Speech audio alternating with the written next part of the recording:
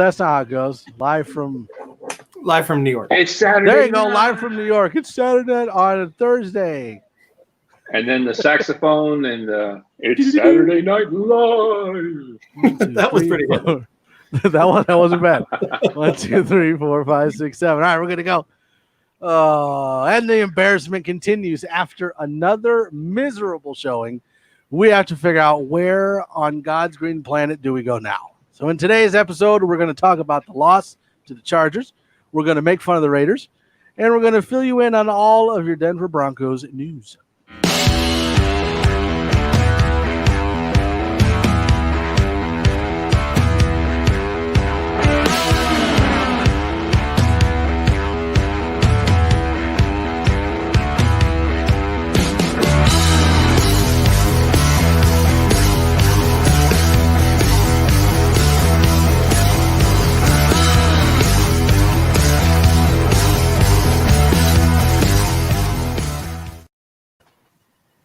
Dude, as soon as you popped those lights on, the first thing that popped into my head was "Shine bright like a diamond." Dude, it's New Year's Eve. I didn't even see the lights, dude.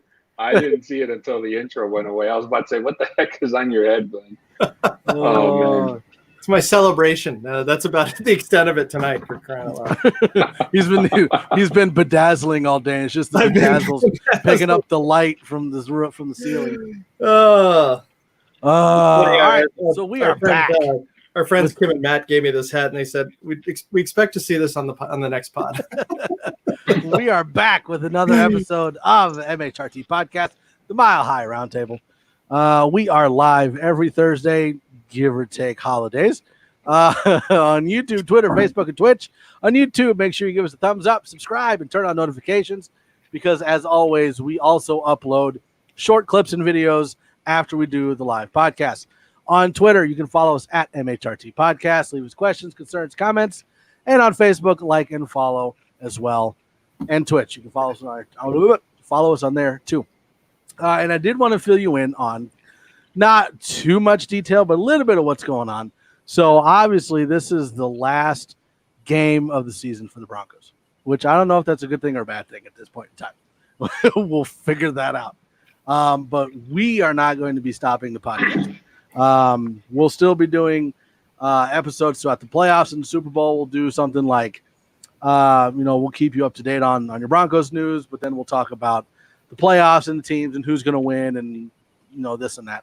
And then we have a special plan for after the Super Bowl going into the offseason. Obviously, we're going to be doing draft coverage and things like that. But we have a special little thing that we're going to do in the offseason that you definitely need to stick around and watch because it's gonna be pretty cool. So let's bounce off of that and go into the Chargers game because that was miserable. And obviously since this is the last game the Broncos have this season, we're going to talk about where we think people stand, what we think is going to happen, things like that.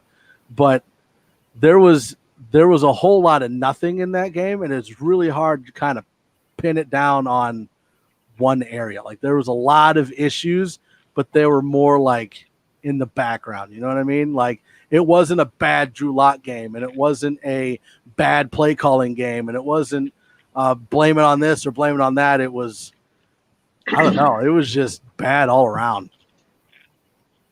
And I think Don, you may have mentioned it. I hope I'm not stealing your thunder in your reaction, but deal it. That was a. My blushes. That was a tough game to watch, just from an interest standpoint, wasn't it? Just it was so flat and dull, and the players seemed like they weren't interested into the middle of the third quarter and beyond. It was a weird game. It was definitely the flattest that they've been, most uninspired that they've been. The drops were ridiculous. The defense was weak, and we still kept, probably the guy that's going to win Rookie of the Year, unless Justin Jefferson does, to 19 points. I mean, so. Is anybody else regretting the Judy pick instead of Jefferson? Because I am a little bit. I was a big fan of Ruggs and Jefferson. And I know, like, looking back on it, you're like, oh, but I'm just telling you, like, I'm feeling a little bit of buyer's remorse with Judy right now. I mean, Judy's just suffering from what we're going through with this offense. I mean, with wide receivers, first picks turned out to take more time to develop, whereas guys that they get later on down the draft, they pick up the scheme faster. Let's not forget that Justin Jefferson is playing in a Gary Kubiak offense. So who's to say that if Gary Kubiak was still here and he didn't have whatever problem it was with Vic Fangio and John Elway, that we could be saying the same thing about Jerry Jeudy. He was actually benefiting from the type of offense that Gary Kubiak runs, and whoever the offensive coordinator for the Vikings would have been is Justin Jefferson could probably still be having a great season, or he could be suffering. So it's a lot of what ifs in that intangible. But I get your point, Mike. Me, honestly, I'm just glad that Denver was able to get one of the three, either Jeudy, Lamb, or even Ruggs. But Justin Jefferson just seemed kind of like to me, it seemed like a bit of a shot in the dark, and it panned out for the Vikings, and the Vikings got a good wide receiver to complement Adam Thielen, and for them trying to, get the idea that they traded off Stephon Diggs away, and that it pissed off a lot of Vikings fans, and it brought some heat on the club. Why would you trade away your best wide receiver? Kind of like what the Texans did with the Cardinals in that aspect. But I think that this game, Jeudy is a game that Jeudy will never forget for the rest of his NFL career, and it's something that you hope he learns when he goes in the future, especially going into next season, because next season it's only going to get tougher for him. We're going to get Courtland Sutton back. We could make some moves around in free agency. There could be some undrafted wide receiver that gets picked up and shines in the Broncos offensive scheme. So Jeudy going into the sophomore year, I think he'll be okay. He just needs to clean up on the drop passes. Yeah, and I get that, but the one caveat I'll put in, and then Glenn, you can go. The one caveat I put on that is that it's not really a Shermer problem. It's not like if the blame for him not getting the ball as much as he probably should, I can see that, but he's just flat out dropping the ball. Like it's not a Shermer problem, it's a hands problem. And I've been seeing it in comments all over the place on Twitter and Facebook. If you look at the draft report on Jeudy, Hamler, and Locke, you're seeing those issues like they're living up to their draft report. And we'll get into Drew Lock and that a little bit later. I'm just saying, like, as far as Jerry Jeudy goes, I don't blame that on Shermer. That's just a drop issue. That's a Jeudy issue. And I think it's way too soon to be concerned about Jeudy being a bust. My only complaint about him was the tweets. Yeah. Mm-hmm.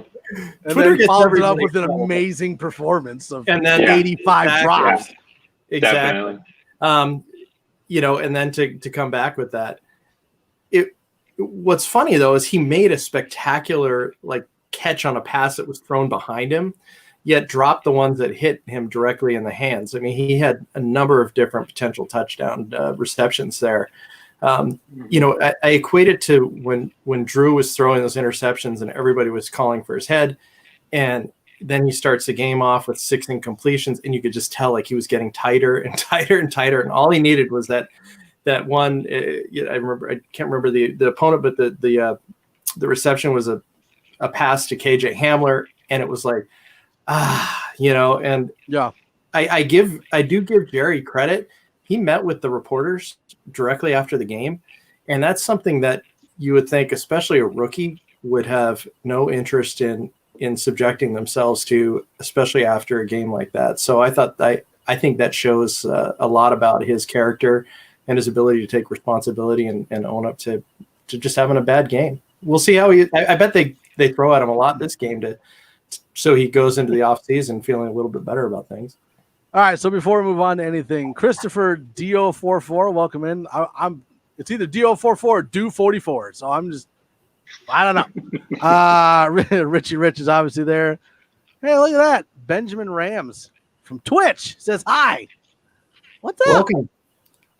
Okay, so there's two, like Christopher Do 44's got one, and I'll get into that one, but that one's going to be like a longer discussion. So we'll go into this one first.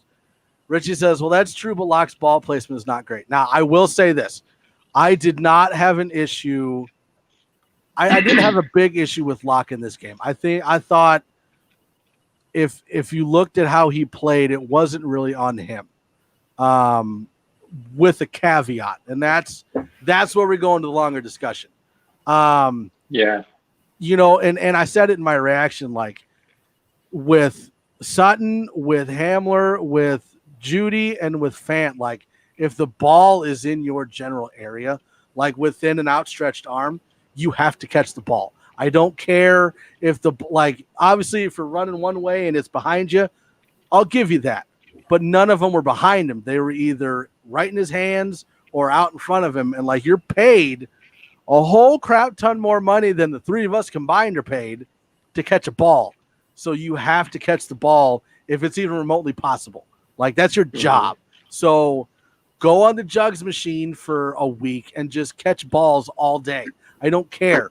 But you get paid to catch balls. If it's in your area, you have to catch it. Yeah. You know what? This Broncos offense, especially in that game, it reminded me of my dad's old 1986 Caprice Classic, those old cop cars. I learned how to drive in that thing. And when my dad told me, he's like, you can drive my car when you learn how to turn it on. So I used to be like, well, how hard is it to flip the ignition? But that car was so old and it had so much body work done to it that you had to to pump the accelerator, turn the key, and then move the what do you call it? The change the gears and just keep doing that like for 5 minutes straight until the car finally turned on. It's one of those like Fonzie on the jukebox, poof, and then it works. Yeah. So you had to do all these different things. You had to do all these different things just to turn on the damn car. But the car rode smooth, you know, and that's exactly what I saw in the Broncos offense. The first half was just them trying to find a gear, trying to find that spark that they didn't have in the first one. And we had to do this without Philip Lindsay, mind you. So the original catalyst wasn't there. And unfortunately, it took too long for the Broncos to finally get something going. And, you know, dropped passes were an issue. Drew Lock, every time he throws off his back foot, I take a deep breath because I don't want to see where the camera picks up the ball. And his only mistake to me, besides that batted pass earlier, was just that pass he tried to make. It was like one of those trying to be cool type of things. Instead of trying to run for some yardage, he threw it to a wide receiver that really wasn't in position to catch it, and it just went over his head and into the hands of Casey Hayward. So the mistakes were limited, but they were recurring in the sense that the Pat Shurmur offense, to me, seems to be taking longer for these guys to get used to understand, to learn what works and what doesn't. And that's something that going into next season cannot happen. These guys going into next season, hoping everybody comes back and, you know, we get our right tackle back and whatnot. We can't go into next season still trying to figure out Pat Shurmur offense, because that's just going to lead into trouble. But we have so many young guys. I mean, that's the thing. It's the fact that, you know, I know every team is in the same boat. Every team had the same limitations for the most part throughout the summer and the season itself. But other teams did have guys that have been around for a while, guys that have had the relationships that they've gelled. I mean, if you look at it, Fant's second season, Reisner second year, Locke's second year, Lindsay third. You got Judy and Hamler, the first, Cushenberry the first. You know, Glasgow just joined the team. They're so young. That's why I'm really hoping that they get an opportunity, and then really we can make a fair assessment on all of the different players and their capabilities after they do OTAs and full training camp, preseason games, things like that. I mean, that's where you know, I know everyone doesn't want to hear about patience, but when you are dealing with so many young guys that haven't had that opportunity to really get coached in a traditional fashion. I think that that it's tough to be so definitive on how bad players are, how good they are. Okay, so there's two questions, and they kind of go hand in hand with kind of what I wanted to talk about, because I figure this next topic we go into is going to take up a little bit of time. So Christopher Doe, got it. That's not it. Where'd it go? It just jumped on me. Hold on, there it is. Vic Fangio must keep the culture alive and challenge Gruden and get in his face for something small. And the culture, I think, is what we were missing in the game against the Chargers. There was like no emotion, no want to, no drive, no nothing. It was just like, let's go out, play football, and then let's just go home. And it seemed like that's what it was. And so I kind of want to lead that into this one with David Slade. Do you think that Shermer should be let go and be replaced? Do not know if another OC helps Lock at all. As far as and when we were talking to Christy about it, she said the same thing. Like, the way that the team played is a reflection on the coaches. Like, the lack of emotion, the lack of drive on the offense definitely is because Fangio's not involved, but also falls on Shermer. Like, he needs to be that emotional, and even if he passes it on to Shula, there has to be a coach that gets the guys fired up. Now, when I said that there was a caveat to how Drew Lock played, it was because there also needs to be players on either side that is that emotional player that gets everybody pumped up. And the quarterback is the leader of the offense, if not the leader of the team. Drew Lock has to be that guy, if Phillip Lindsay's not in to be that guy, that has to pump everybody up and get everybody going. They have to find that guy on defense. It's going to be that guy that gets the defense pumped up and ready to play. And normally Von Miller. Yeah, and Von Miller's not there. Chubb was out. So it has to be like a Simmons or a Jackson, or Shelby Harris had to do it, especially with, him trying to get home because his son's going to be born. Like, that's an emotional thing. Like, get everybody fired up so you can get going. Like, that was one of the big things that I didn't like with Locke, was that he didn't take that leadership role, that emotional catalyst role to get the team going, because that was just miserable. It was just boring the whole game. And the thing is, like, when you've seen Tom Brady over the years getting in his receivers' faces or in other players on the offense, and whether you dressing down on the sideline is appropriate for one player to do to the next, it shows a fired up leader, a guy who wants to go out there, win, not only win, but destroy the opponent. Look at Belichick the other night on the phone. He was pissed off, and he ends up throwing the phone against the cart.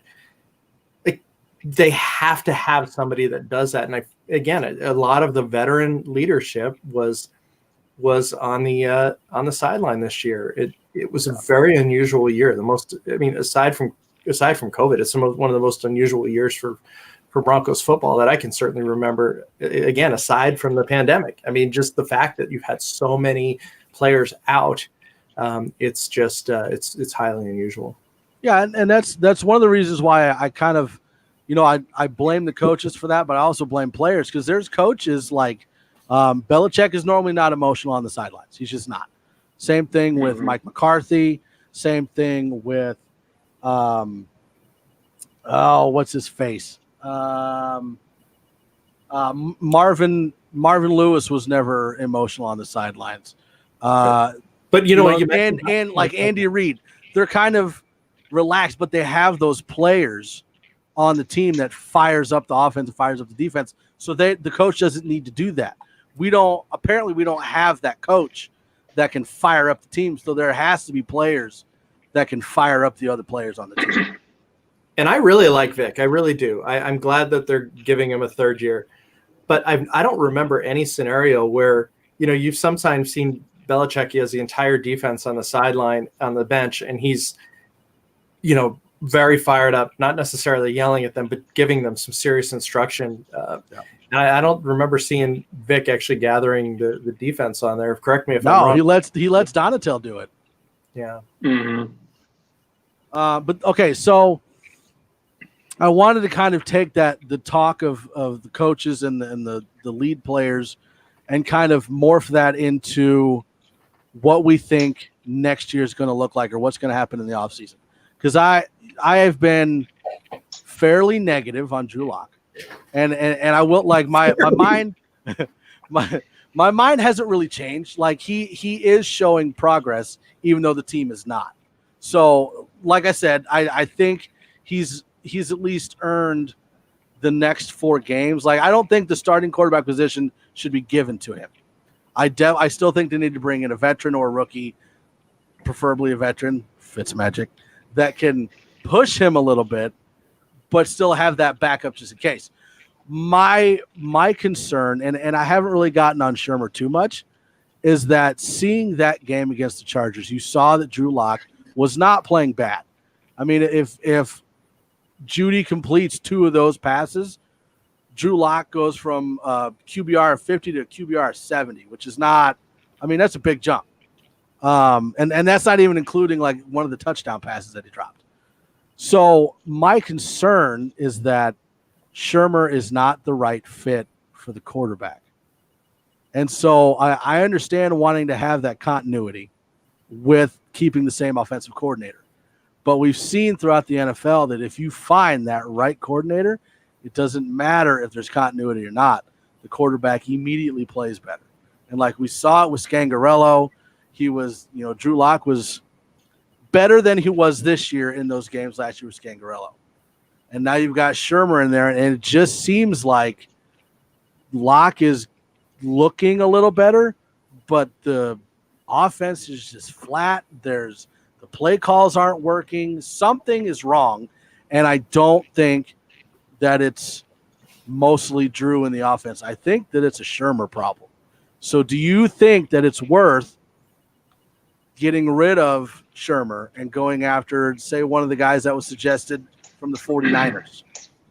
Well, there was a tweet that I read earlier today where literally a year ago after week 17, the media had asked Vic Fangio if he thought that there were going to be any staff changes. And Vic Fangio went on record as saying, no, he's pretty sure he's going to keep everybody to come back. And then a few weeks later, let go of Scangarello. Yeah, Scangarello. So that pretty much leaves it to believe that no matter what they say after this game and the following day after Black Monday, that nobody is safe. Not even Pat Shermer, hell, not even Vic Fangio for that matter. John Elway can wake up one day and have a revelation and fire Vic. Who knows? But I don't think that's the best answer because, and a lot of people have said this too, if you switch coordinators, then you might as well switch quarterbacks because you're going to bring a new system to Drew Lock, and Drew Lock is still trying to learn from the old system, from the older system he was trying to learn from. So that just creates a backlog, and every time that Drew goes out there and Drew fails, or he throws picks, or he doesn't do this wrong, they're going to jump on him, and he's going to start to look less and less like the answer.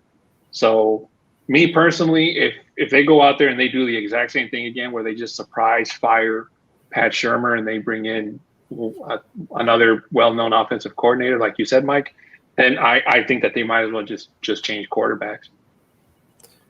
That will be an interesting thing I think it's a foregone conclusion that McMahon is gone. I can't imagine it will continue. Mm-hmm. We riot if he stays. Oh, fireworks in people's front doors, like, nah! And let me just veer off for a quick second. We've given McManus all sorts of pats on the back. He got his money this year. But I have to tell you, I'm really tired of his attitude, particularly on the sideline. Did you see how pissy he was when they decided to go for the Hail Mary? It's like, dude, you missed extra points. You missed a field goal.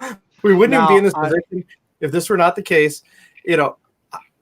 I was thinking, I wonder if they're going to kick the field goal, but I'm tired of the attitude. He's looking for the record. That's what he's really looking for, not the win. But anyway, I think that I would always want, like, because I agree. Like, I'm sick of the attitude. I would have kicked him just because Hail Marys, like, the percentage is super low, and you've got McManus who can bomb it down the field. Like, at least give it a shot. the ending's going to be the same. Opportunity on a Hail Mary. But anyway, just going back to the Shermer deal, that's the one that truly is such a wild card, whether there's going to be a change or not. Shermer was on today, and he was just obviously talking as though, he's going to give Locke his homework for the offseason, and they'll get cracking early and be good to go.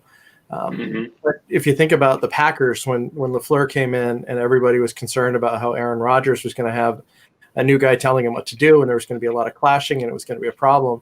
I mean, Rodgers has just been an absolute beast under this, in the last 2 years under LaFleur. They've been fantastic.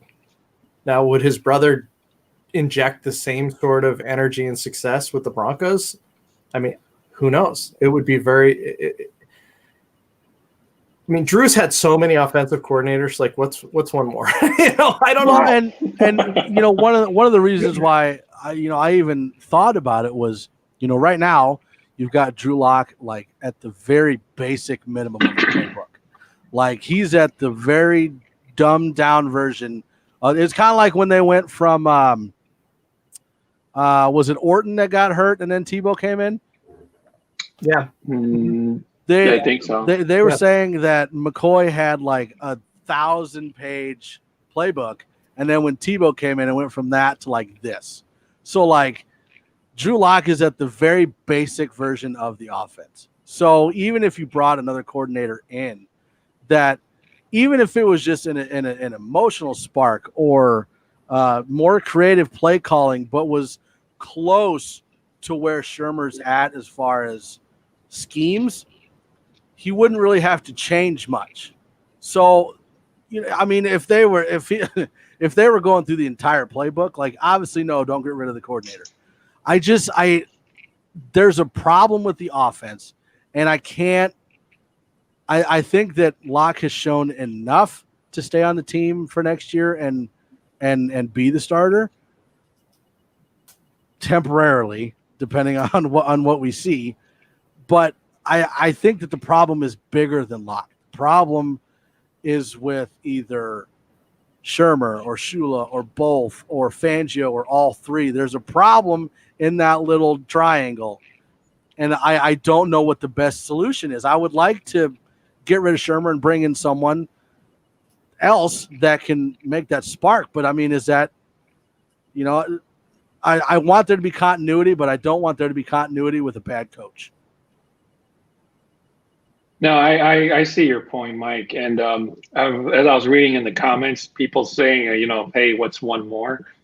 It's I just don't think that Broncos country wants to keep going through this, process of development. It's so easy for us to sit at home and, try to find somebody to blame whenever Denver loses. Was it the offensive coordinator? Was it Vic Fangio not throwing the challenge flag when he was supposed to? Was it Vic Fangio not calling a timeout when he was supposed to? Was it Drew Lock staring down receivers? The list is endless, and you could easily split that piece of pie to feed everybody on that team and still have enough to go around for the next day. It's sad for me to say that, but unfortunately, people have this idea that just because John Elway was one of the best quarterbacks in Broncos history, and hell, in the NFL for that they have that quarterback whisperer type of mentality like Pat Shermer supposedly has, where they can just look at a guy and say, that's the guy. If that were true, the Broncos would have drafted Patrick Mahomes or one of the big quarterbacks that we have now. But unfortunately, that's just not how it is. But I just think that we should just stay the course, at least for maybe, I'd even go as far to say as what Mike said, give Pat Shermer half of the season or a quarter of it. And if it doesn't improve, then, cut ties with him, let him go. See what we have in Mike Shula as an interim offensive coordinator. And if that doesn't work, then, see what you have in terms of who's out on the to pick up in 2022 for that matter. But the fact that we keep trying to look for this one person to come in and just work a Cinderella type of thing where, the Broncos go from being one of the worst offensive this season to one of the best, it's just, it's a tall task. And we're going to need more than just a one-time shot in the arm to go, toe-to-toe with Patrick Mahomes and company twice a year. Yeah, well, and that's why I said I think it's like that triangle. You got Vic, you've got Shermer, and then you've got either Schuler or Locke. One of the two is that third triangle that's making it so that we can't succeed where we should. And that's why I think we need to give them the offseason and give them the first quarter of the season to see how they do. And if it doesn't get any better, you have that veteran backup to go to. You have Schuler that you can throw in there and see what he does. And then if that doesn't work, you Fangio out of there. Well, and that's, I guess one thing I need to pose to you and also anyone that's joined us live, if you want to show up in the comments, is like, what are your favorite things about Pat Shermer this year? Like, what are his redeeming qualities in your eyes? Somebody put a cricket in the comments. I'm kidding.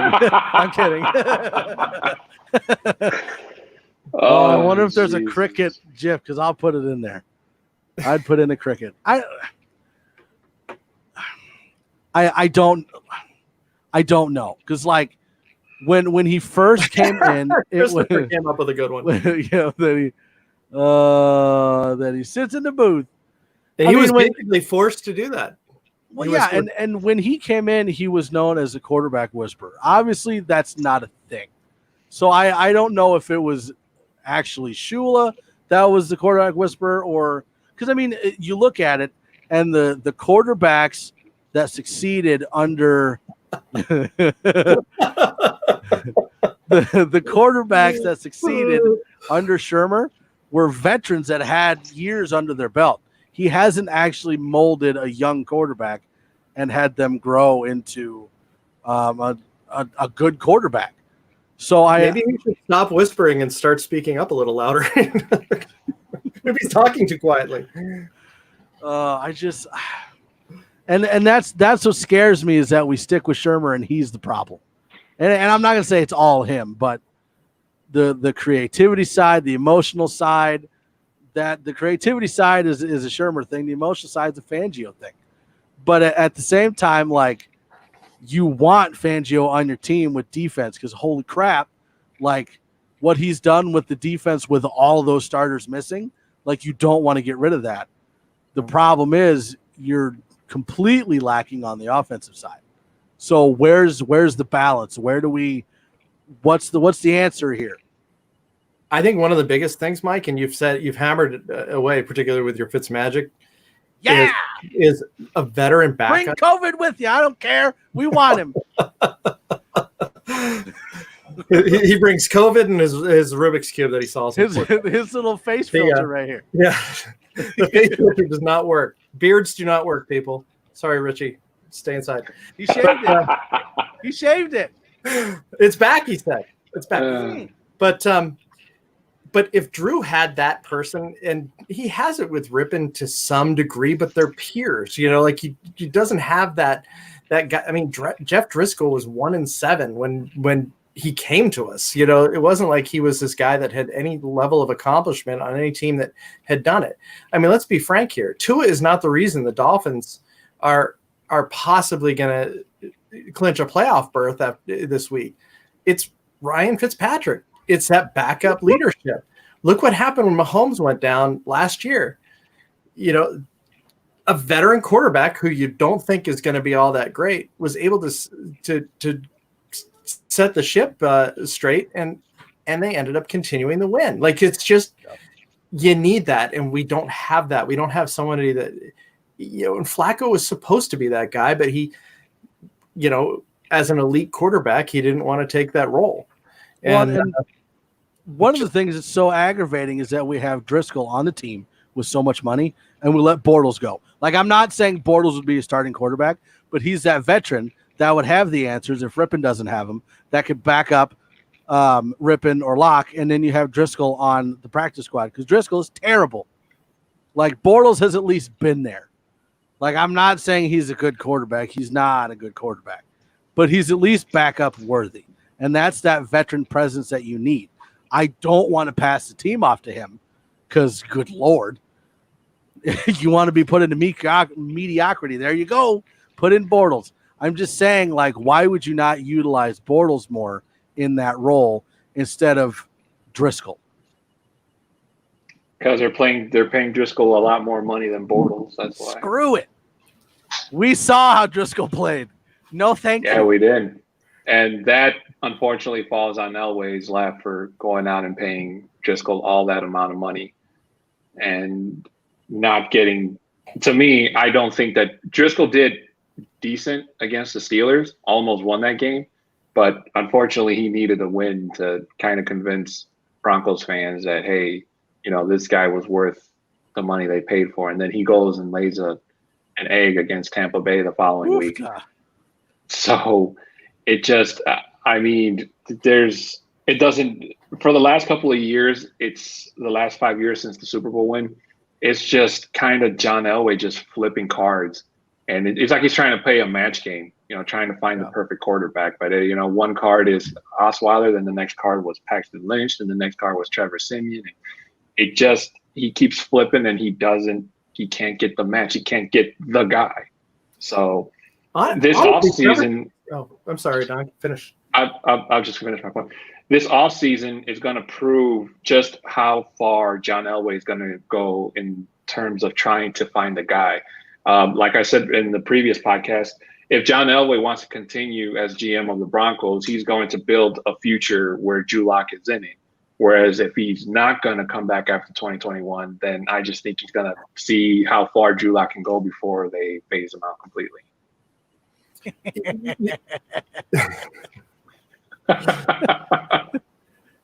Only on this podcast would you talk NFL football and Pokemon in the same sentence.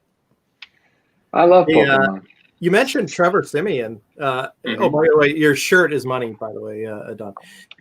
Thank you. Siemian wouldn't. You know, he gets a bad rap as far as I'm concerned, as far as his tenure with the Broncos. He did have some success, and he had the worst line, a line that Usain Bolt couldn't. It was like 5 Wilkinsons all on the same line. Yeah. It was terrible. Trevor Siemian wouldn't even be a bad backup option at this point. He's been there. He's been there as a Denver Bronco. He didn't leave on bad terms. The fans don't hate him. Like, you know, I'm going to be honest with you. At this point, Siemian might be a better starting option. Yeah. I mean, I don't want him back, but I mean, he put up Drew Lock numbers behind that line with really nobody to throw to and nobody to run the ball. So you put him in the offense we have now, I could see Siemian succeeding, but I don't want to go back down that road again. Just remember that Trevor Siemian's best game in 2017, I think it was against the Cowboys, where he put up a 40-burger, you know, and then the Broncos team got on the hype train and we were all on the talk shows, you know, Broncos are red hot, you know, Broncos are playoff bound, Broncos this, Broncos that. And I got a bad feeling about it. And then lo and behold, the following week or so later, when we played a very beatable Giants team, the Broncos got steamrolled. And then after that, it felt like Trevor Siemian just fell off a cliff. So in the NFL, you know, guys that start off great end up, you know, sometimes going bad, and then vice versa. Guys that start off bad end up finishing great. So, I mean, for him, it's the sky's the limit, I suppose.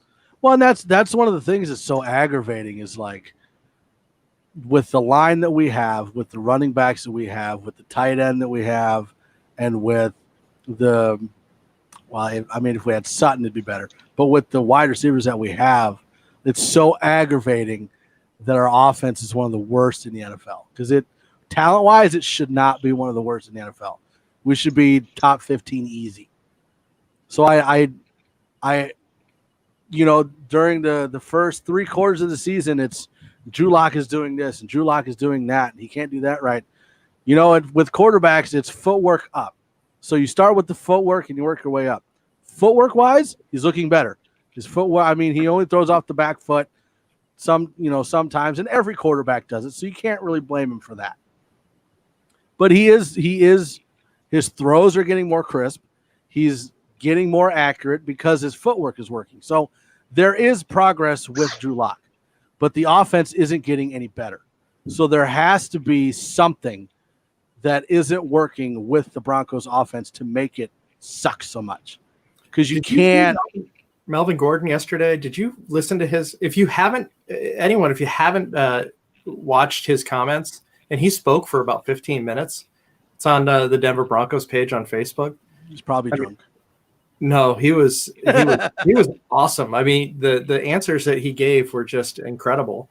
And his biggest, he said that basically the Broncos' success in the future rides solely on Drew Lock. And we always look at Drew as a guy with the swagger and the dancing and the confidence. But he suggested that his confidence level is not as high as that. It's something that it's a work in progress. And I thought that was an interesting comment from a starting running back. And Drew came on right after that. And he basically agreed. There's a difference between being confident in certain aspects of the game and being confident in different aspects of the game, and he feels like he has one down, but then still working on the other. And I feel like Drew's getting a little bit more self-aware as the criticism has come. He didn't have any criticism last year, so hopefully that's it's a sign of growth and future success. Yeah, you know what? There was actually a comment I was going to make about the whole Jerry Jeudy thing, and I totally forgot. So I hope you don't mind if we backtrack a little, Mike. But I care. I'm all in, Don. I'm all over the place. Go ahead. Yeah. If Jerry Jeudy had not gone on Twitter after that Kansas City game and said what he said, then I think Broncos country would have been a little bit more sympathetic towards him and his sixth debacle not catch game. But when you go on Twitter as a sport athlete, whether it's football, basketball, what have you, and you draw that attention towards you and you make everybody watch you, they're going to judge you on every single thing you do. And as a rookie, hopefully that serves as a lesson for every future rookie coming into the league in the future, that you just don't do that. Because when you have a game like he did, and it's not only demoralizing for the player, but then afterwards you deal with the press conference, you deal with your coach getting on your butt about it, you deal with social media coming after you because you open your mouth. You need a lot of patience to not have that, just totally break down your self-confidence, So hopefully, I do hope he learned from that. And I know he's not happy with all the jokes and the memes and stuff that have been going around on Twitter since then. But hopefully he can find a way to use that as fuel for him to come back and be a better person, better player. Yeah, and I, with him being a rookie, I kind of expect those mistakes. You don't really deal with that too much when you're younger. But I agree. Like if he still would have gotten backlash for the drops, but it would not have been nearly as bad as it was if he hadn't ran his mouth. Like that was his mistake, was running his mouth on Twitter. Like if you just would have kept it down, kept it quiet, and just did your job, you would have caused some heat, but you would have been okay. You know what? He's not only a rookie, he's a rookie who's never lost in his life. Like I think he had great success as a high school player. I mean, obviously Alabama is just a powerhouse that just continues to steamroll everybody. And then all of a sudden he comes, and as the graphic in the corner indicates, he's on a 5-10 team.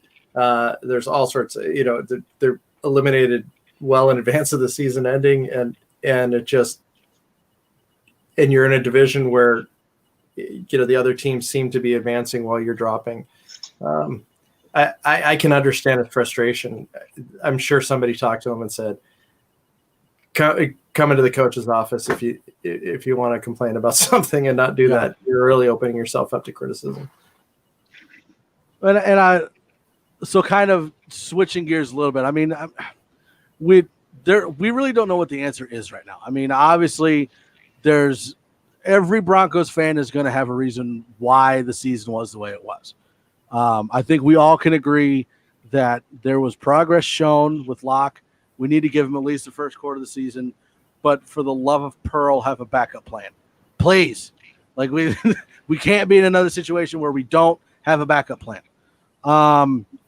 So then, you got to figure out, is it going to be another offensive coordinator? Is it going to be Shermer? It's probably still going to be Shermer. And then they would just move on from him and go to Shula. So there's not that big a change or something like that. I don't know. If we continue to play like we did against the Chargers next season, I think Fangio doesn't make it through 8 games. I think about 8 games, and then he's probably done if we play like that. I want to be optimistic, but I was optimistic at the beginning of the year saying like 12-4, 11-5. Well, that didn't work. I mean, flip it around, and I was right on. But that's not how it worked. It's like taking a selfie. You press the old button, and there you go. You're right. Yeah, I'm so torn on how to fix it. Like there's progress, but then there's progress on one side, and then they lose a couple steps on the next side, and then they fix that, and then something else goes wrong, and then they fix that, and something else goes wrong. So it's like there's something is going on, and I don't know if it's culture, if it's coaching, if it's assistant coaching, if it's like what the issue is. But we have basically 1 game left against the stupid Raiders to see how they play, to see what they come out with as far as scheme wise offensively. I still would rather have Judy in the slot as opposed to on the outside. Are we going to have Hamler back? What do you guys think we're going to see going into the Raiders game? I want to say I want to see something I hadn't seen before, but I made that exact same claim last week against the Chargers where I wanted the playbook to open up and, just kind of show us something that we haven't seen. And now, to me, that means even more than last week because I don't think that Pat Shurmur can afford to go into this Raiders game that, again, just like last week, has no playoff implications whatsoever and just keep trying to play this conservative football. Now, I do think that they're going to try to run the ball more because they're going to want Melvin Gordon to break get his 1,000-yard season. So I do feel that Melvin Gordon is going to push the ball a little bit more than normal. So we might not see that Drew Lock, arm as much, but I do think that, or actually, let me rephrase that. I do hope that we see some type of flicker, some type of hope that Pat Shurmur can give us Broncos country to go into this offseason and say, hey, this season we struggled, not always try to blame it on injuries. Because I know as fans, we always want to say, well, we're super injured. And because of injuries, we didn't make the playoffs. And there's some truth to that, but you also can't put it all on that, because this is a next man up league. So even if you don't have your stars, you gotta have to try to make do with what you have, and that goes from coaching to the players. So hopefully, I'd like to see the offense just go and steamroll Las Vegas. Send them home losers, just like they did last year. But at this point, that's almost like wishful thinking. Yeah. Chris Hernandez, definitely to see those runs. I hope to see something more from the offense, though. I think we all do. And Christopher kind of hit on it. We need character. We need culture. And, Fangio's been preaching no death by inches for 2 seasons. Well, we're getting killed by inches, like all over the place. There's inches all over everybody because we're losing. We're losing by inches everywhere. So there has to be a glimmer of hope shown in this game that it can be. The problem was just this season. We can fix it next season. There has to be that glimmer or something has to change. It's I was very excited about, I keep mentioning the young guys, but I think it's hard to ignore that because the whole roster is just infiltrated with guys under the age of 25. And I was very excited about all these. I was just reading that. We're not that kind of podcast, Chris. Stop it. All right, I'm off kilter here. You lost your train of thought, didn't you? But I probably shouldn't have been so excited about these young weapons and thought more about the implication of not having a veteran leadership and what happens when, look what happened. It's Jarrell Casey was a Pro Bowler for many years in a row, 5 or 6 years in a row, a total team leader, community leader.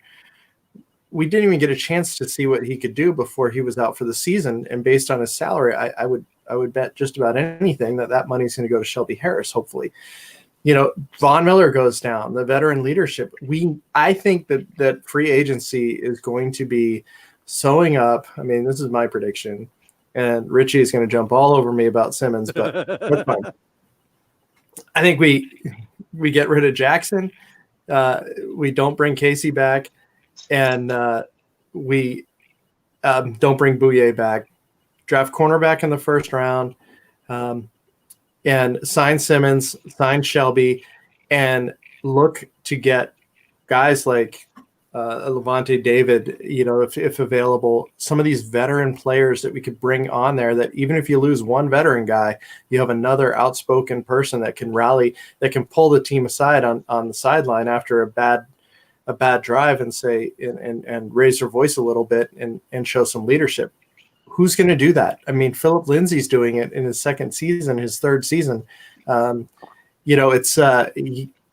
We need a guy that has 8 years in the league that has maybe won a Super Bowl or things like that can stand up and say, we've got this. Let's fix it this way. We don't presently have that. I think that's got to be a massive focus on the offseason.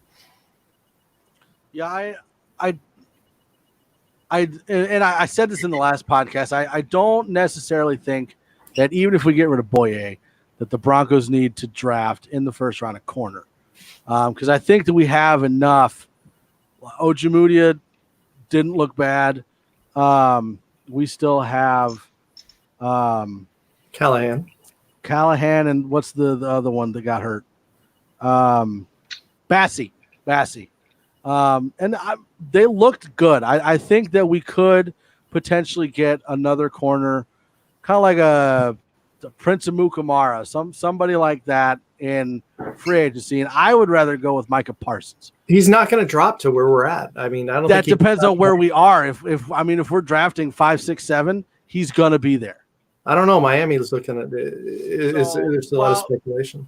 Yeah, and it depends on what Miami does. I mean, there's a lot of rumors that say Miami is going to trade back too. So I would rather take inside linebacker than corner in the draft, just because I believe that inside linebacker is more of a need as far as run stuffing, pass stopping, and leadership wise. You've got Vaughn on one side, Chubb on the other, Micah Parsons and Jason in the middle. Like, that would be awesome. Yeah, and then you got Shelby in there, you've got Purcell back, and then you've got to figure out who's going in on end. Are you going to stick with Walker? Do you bring in an end? So I think I would much rather go with linebacker and then let Callahan stay, let Ojemudia stay, let Bassey stay, and then bring in maybe a veteran corner to kind of help in situations like that. I don't think we do anything offensively with the draft, except maybe tackle in the second or third. But at this point, you have to think defense drafting over offense. You know what? Unless you're Elway and you draft a wide receiver again. I actually read a tweet earlier this week that said that I forgot who it was from, but they made a pretty good point that they believe that John Elway is not going to go deep in free agency, seeing as how the salary cap decrease and, John Elway being the pinch penny that we've all grown to know and love. Penny pincher? Yeah. I mean, pinch penny works. I just... whatever it is, that John Elway might not go for the big fish or make the big plays like he did with Jarrell Casey last offseason. Yeah. And I honestly hope that that's not the case, because I think that there is potential in free agency. And if there's that one player that would be a great fit for your team, then he should go out there and get it. I've gotten a bit of heat when I said that I think that Jarrell Casey didn't work out and he was a bit of a bust. No. And there were people that kind of got on my case about it. And I'm sorry, but that's just how I feel. The man could have made all the noise he wanted to before he got injured, but he didn't, especially in a game against the Titans, the team that let him go. And if you look at Tennessee right now, they can't get to the quarterback if the entire offensive line just stood up and did nothing. That's how much they're hurting by not concentrating on their defense. So I hope that if there is a guy out there that John Elway really wants in free agency, like a David or one of the guys that Glenn mentioned, that he goes out there and at least gets the guy. Yeah, and again, I think a lot of it depends on where we draft. Like if we lose against the Raiders, we're going to be 4, 5, 6, 7, somewhere in there. Probably 4, 5. Well, 6. at best we can do 5. And you know what's funny is, and I shouldn't even say this because as a diehard fan for over 40 years, literally, it's one of those. You're like 80 years old. Closing it up. But I've always said, just kill the Raiders, and you get down when they lose to the Raiders. It's like, this is probably the one time that if we happen to lose to the Raiders, I'm not saying like do it on purpose, but if I'm we saying you want to, it would be almost a blessing in disguise because it not only affects the first round, it affects every round after your draft position. And if we could be somewhere in the neighborhood of a 5, 6, 7, I mean, we obviously need help from other teams to win. And maybe some of these crappy teams are playing some teams in the playoffs that are benching some guys, so it is a possibility. Yeah. I mean, we could be in if we're going to eat a crap sandwich, we may as well, have tomato and cheese on it too. Like you better as well get as high as possible if it's going to be a bad year. So, and I agree with you, Glenn. Obviously, we'll get into more of the draft later on, but honestly, in my opinion, if let's say that we win and we pick 8, 9, 10, Parsons is not going to fall back that far, and neither is Farley. Neither one is going to fall back that far. So you'd have to either trade up, which we all know Elway doesn't do that, or you go with someone else. And me personally, I would rather not draft a quarterback in the first and then wait until next year to do a draft. And the reason I say that is because you're going to have the quarterback needy teams draft those rookie quarterbacks this season. And the quarterbacks we saw this year, all of them looked good. So you're not going to have that many quarterback needy teams next year, so that there's the potential to have a better caliber quarterback that we can get in next year's draft as compared to the 2021 draft. So if you can't get Parsons, you can't get Farley, and you're not going to draft a quarterback in the first, where do you go? Exactly. Like I don't, and this is why we'll get in farther into it, in later on closer to the draft. But I just maybe this is the year Elway trades up because he's on the final year of his contract. Maybe he throws caution to the wind. I mean, why? Yeah, why not? What do you have to lose? We have a lot of good players. That's the thing, is we have a lot of good players, and all of the injuries have allowed the backup players to gain experience as well. So we're really in a good position for the future. Yeah. It just, with another bad season, it just doesn't necessarily feel like that. But if you look at really where our holes are, it's not a lot of Swiss cheese there. Yeah, well, and this kind of reminds me of, so like I keep, like when we were playing Buffalo and after that, everyone kept saying like, oh, we should have gone back and gotten Allen instead of Chubb. Why didn't we do that? Well, we didn't do that because we didn't know how Allen was going to be, and Chubb was you can't miss. Like Chubb was one of those, like if he's there, you take him no matter what you want. It's kind of the same way now. Like if Parsons falls to you, you have to take Parsons. Oh my God. He's one of those guys where it's like he's going to be good no matter what team he goes to. You have to take Parsons.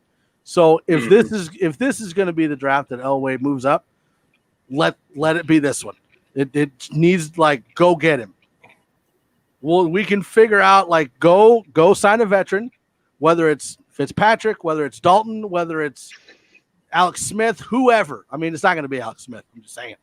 Go get a veteran quarterback.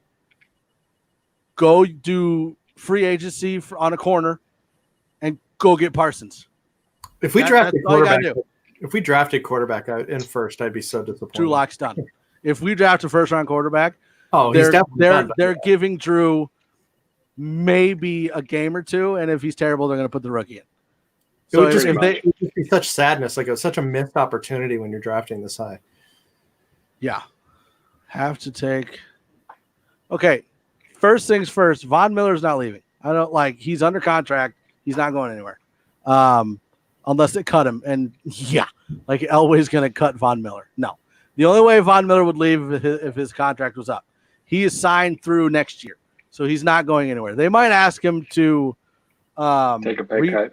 You take a pay cut, like renegotiate his deal, but he's under contract. He's not going anywhere.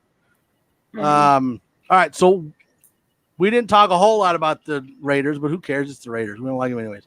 A whole lot. Do you mean like we spoke about 15 seconds? At all? They have as many winning seasons as we have Super Bowls wins. So pretty much.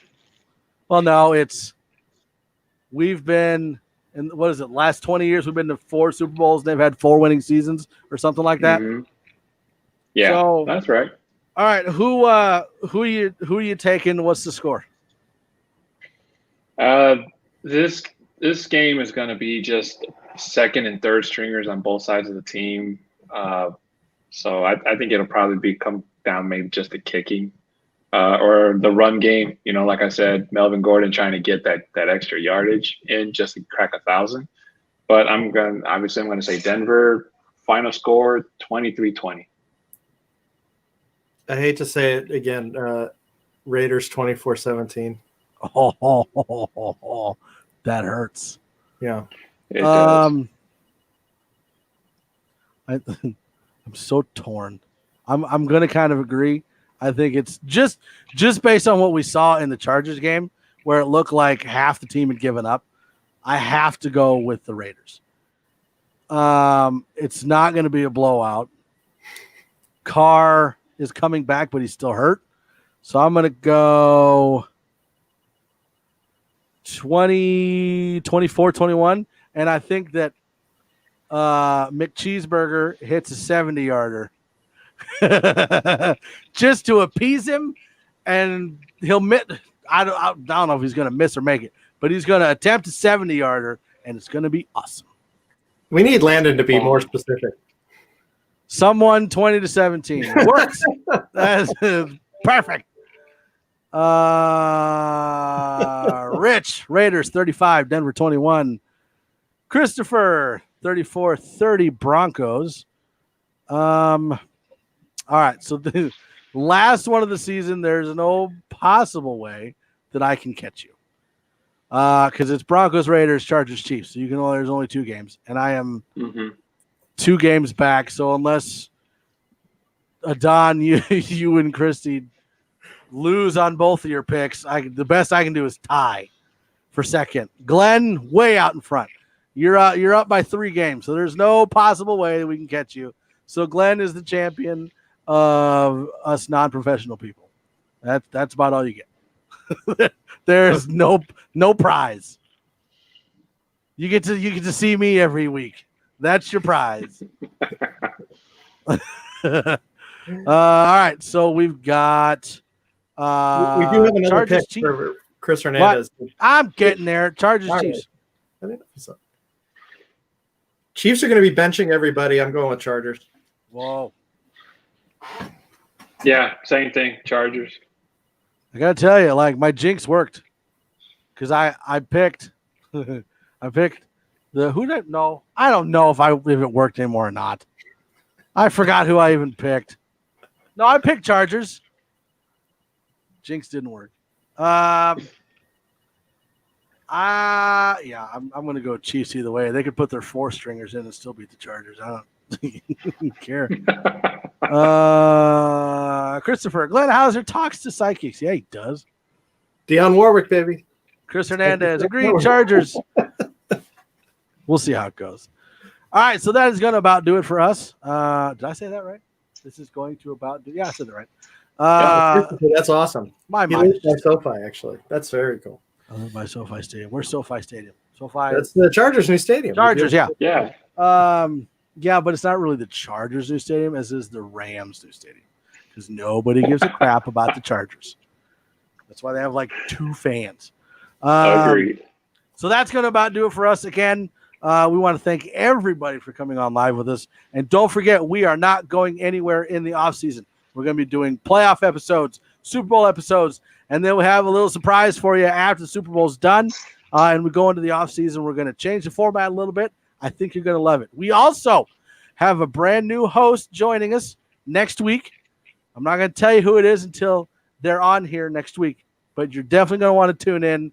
Brand new host. Still waiting on Christy. She's coming back. But we got a brand new one filling in. Coming in permanently on the MHRT podcast. So you don't want to miss that. Next week, we're also having Richie. He's coming on the podcast as a guest host next week. So we're going to have 2 new people on the podcast next week. So you're not going to want to miss it. Again, we live stream on YouTube, on Facebook, on Twitter, and on Twitch at 6 o'clock Central, 7 Eastern, 6 Central, 5 Mountain, 4 Pacific. Did I do that right? Yeah. It's been like 16 episodes. I'm assuming I got it right. How did you guys all find each other? Tinder. Oh, swiping right on everybody. It's Glenn. I got to say, guys, it's been a great year getting to know you guys. It's been so much fun getting to know a lot of the people that are that listen and participate as well. It's been 2020 hasn't had a lot of highlights, but this has definitely been one for me. I wanted to wish everybody a happy new year and like Mike said, stick with us and we'll have a lot of fun together. Cheers, everybody. To answer your question, we met like how most people in the late 90s met in a chat room. Should have stuck with Tinder. They wouldn't have known any different. Well, I was on I was on the phone recently with Mike, and my wife says, our youngest, she goes, "Oh, Zoe met some friends online during the pandemic, and so did you." I was going to say, instead of Tinder, it's farmersonly.com. That's where we met each other. Farmersonly.com. Yeah, but just to close, we all met because we're all here for the same thing. Our love for this team, and this has been a hell of a roller coaster ride. We've had really good times. We've had bad times. We've had really bad times. But no matter the what's going on, it's thanks to you guys, the viewers, for coming out and watching our reactions, and coming out here and hearing what we have to say every week. So thank you guys for coming out. We do hope you're enjoying the content we put out. And like Mike said, we have a lot of exciting and new stuff coming in the future, and hopefully you stick around to see it. But most of all, thank you guys for being a part of this community.